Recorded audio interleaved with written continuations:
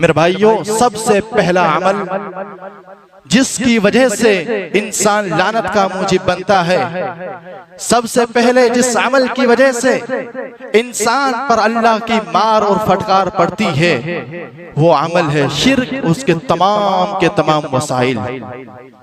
میرے بھائیوں، یہ شرک اتنا بڑا گناہ ہے، اتنا بڑا جرم ہے کہ اللہ رب العالمین نے اسے سب سے بڑا ظلم اور گناہوں میں سب سے بڑا گناہ قرار دیا۔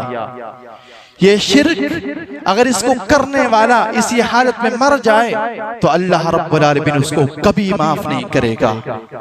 یہ شرک اتنا خطرناک اور سنگین جرم ہے، اس کے کرنے والوں پر اللہ رب العالمین نے اپنی جنت کو ہمیشہ کے لیے حرام قرار دیا ہے۔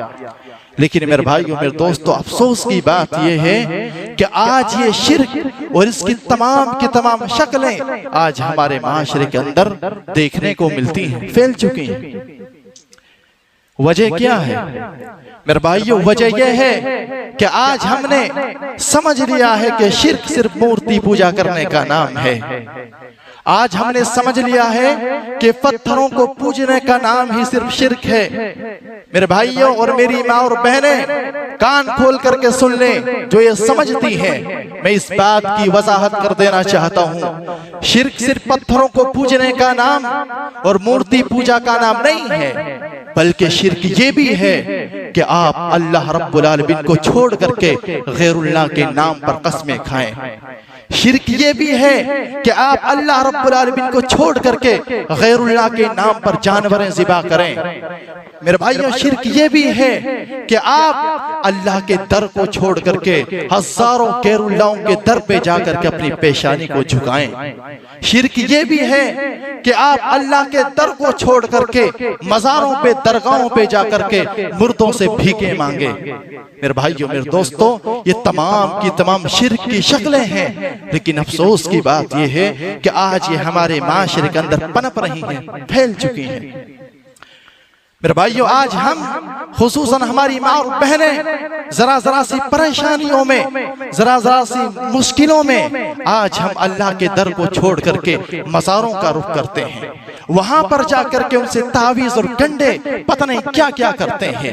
میرے بھائیوں، میرے دوستوں، ذرا غور کرو، وہ اللہ جو زندہ ہے، جو تمہارا خالق ہے، جو تمہارا مالک ہے، وہ کہتا ہے اپنے نبی سے، اے میرے نبی صلی اللہ علیہ وسلم، آپ ان بندوں سے کہہ دو، وَإِذَا سَأَلَكَ عِبَادِي أَنِّي فَإِنِّي قَرِيبٌ أُجِيبُ دَعْوَةَ الدَّاعِ إِذَا دَعَانِ۔ اے میرے نبی، جب یہ میرے بندے میرے بارے میں تم سے سوال کریں تو ان سے کہہ دو فَإِنِّي قَرِيبٌ، میں ان لوگوں سے اتنا قریب ہوں کہ جب بھی یہ مجھے پکارتے میں ان کی ہر پکار کو سنتا ہوں، اور سنتا ہی نہیں ہے بلکہ اللہ رب العالمین نوازتا بھی ہے۔ لیکن میرے بھائیوں، میرے دوستوں، اس خالق کو جو یہ ہم سے کہہ رہا ہے نبی کے ذریعے سے، اس اللہ کو چھوڑ کر کے ہم قبروں پہ جاتے ہیں، مزاروں پہ جاتے ہیں، اس قبر کے اندر جو مردہ ہے، مرا ہوا بیچارہ انسان ہے، جسے اپنی ہی پتہ نہیں ہے کہ مجھے میرا کیا حشر ہوگا، میں اپنے لیے فائدہ پہنچا پاؤں گا نہیں پہنچا پاؤں گا،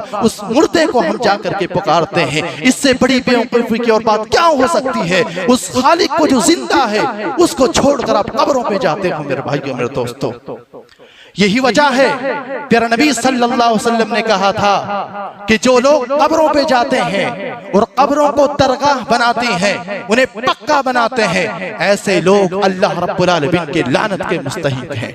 دیکھیے صحیح بخاری کی 1330 نمبر کی روایت ہے، کھول کے دیکھ لو۔ پیارا نبی صلی اللہ علیہ وسلم نے فرمایا تھا، لعن اللہ الیہود والنصارى، لعن اللہ الیہود والنصارى اتخذوا قبور انبیائہم مساجد، کہ یہودوں پر اور نصرانیوں پر اللہ کی لعنت ہو، کیونکہ ان لوگوں نے انبیاء کی قبروں کو سجدہ گاہ بنا لیا، مساجدیں بنا لیا۔ میرے بھائیوں، میرے دوستوں، آج ذرا غور کرو، اپنا محاسبہ کرو، ہم میں اور یہودیوں میں کیا فرق ہے؟ کچھ بھی فرق نہیں ہے۔ یہودیوں نے انبیاء کی قبروں کو سجدہ گاہ بنایا تھا، آج ہم نے اللہ کے نیک بندوں کی، شہیدوں کی، ولیوں کی قبروں کو سجدہ گاہ بنا لیا۔ کیا فرق ہے؟ کچھ بھی فرق نہیں ہو۔ بات ایک ہی ہے، جو انہوں نے بنایا سجدہ گاہ، آج ہم نے بھی وہی بنایا۔ میرے بھائیو میرے دوستو یاد رکھو، جو لوگ مزاروں پہ جاتے ہیں، انہیں سجدہ کرتے ہیں، انہیں حاجت روا سمجھتے ہیں، پیارے نبی صلی اللہ علیہ وسلم نے کہا کہ مخلوق کا اندر جو سب سے بدترین مخلوق ہے، جو سب سے بری مخلوق ہے، یہ اس سے بھی بدتر ہے۔ دیکھیے صحیح مسلم کی روایت ہے، 529 نمبر کی حدیث ہے، پیارے نبی صلی اللہ علیہ وسلم کی بیوی حضرت عائشہ رضی اللہ عنہا بیان کرتی ہیں کہ جب سید ام حبیبہ اور سیدہ ام سلمہ رضی اللہ عنہ نے پیارے نبی صلی اللہ علیہ وسلم کے سامنے ذکر کیا کہ انہوں نے حبشہ کے اندر کچھ گرجا گھر دیکھے جن کے اندر تصویریں رکھی ہوئی تھی، تو پیارے نبی صلی اللہ علیہ وسلم نے سن کر فرمایا تھا، اے میری بیویوں، یہ وہ لوگ ہیں جب ان میں سے کوئی اللہ کا نیک بندہ مر جاتا تو اس کی قبر کو یہ لوگ سجدہ گاہ بنا لیتے، اس کی قبر پر یہ لوگ مسجدیں بنا لیتے اور اس کے اندر ان کی تصویریں رکھ دیتے۔ آگے پیارے نبی نے فرمایا، اولئک شرار الخلق عند اللہ، یہ وہ لوگ ہیں جو مخلوق میں سب سے بدترین لوگ ہیں۔ میرے بھائیوں میرے دوستو، کیا پتا چلا کہ مزاروں کو پکا بنانا، قبروں کو سجدہ گاہ بنانا، یہ اللہ کے نزدیک سب سے بدترین لوگ ہیں۔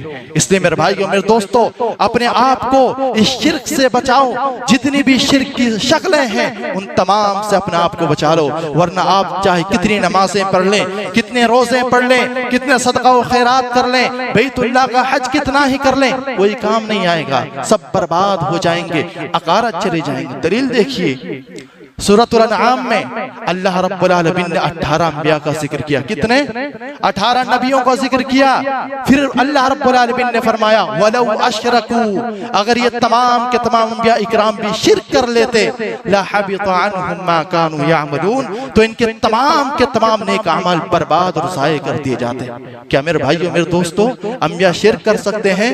نبی شرک کر سکتے ہیں؟ یقیناً نہیں کر سکتے، لیکن اللہ رب العالمین انبیاء کی مثال دے کر مجھ کو اور آپ کو سمجھا رہے ہیں، اگر انبیاء بھی شرک کر لیتے تو اس کے تمام اعمال برباد کر دیا جاتے۔ میرے بھائی دیکھیے، یہ شرک کی شکلیں، انہیں آپ آسان نہ سمجھیں، ہلکے میں نہ لیجئے، آپ نمازیں پڑھتے رہ جاؤ گے، سب برباد ہو جائیں گی، کچھ کام نہیں آئے گا۔ اس لیے میرے بھائیوں میرے دوستو، اس شرک کو اور اس شرک کی جتنی بھی شکلیں ہیں ان تمام کو چھوڑ دیجئے، ترک کر دیجئے، کیونکہ اللہ رب العالمین کی مار، اللہ کی لعنت ایسے لوگوں پر پڑتی